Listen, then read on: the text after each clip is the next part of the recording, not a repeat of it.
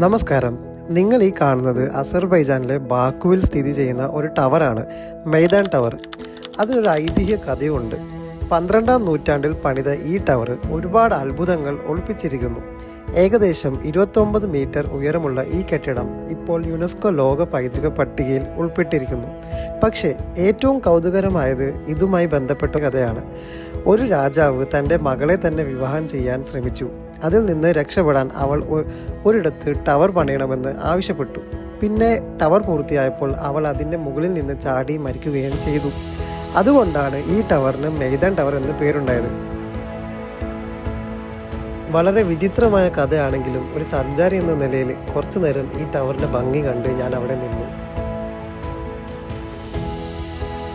Meydan tower വളരെയധികം ശക്തമായ പാറകളാൽ നിർമ്മിച്ചതാണ്. അതിൻ്റെ ആകൃതിയും വാസ്തുവിദ്യയും അന്നത്തെ നിർമ്മാണ ശൈലിയെക്കുറിച്ച് മനോഹരമായ ദൃശ്യങ്ങളായി പറയുന്നു. ഇത് ഇപ്പോൾ ഒരു മ്യൂസിയമായി പ്രവർത്തിക്കുന്നു.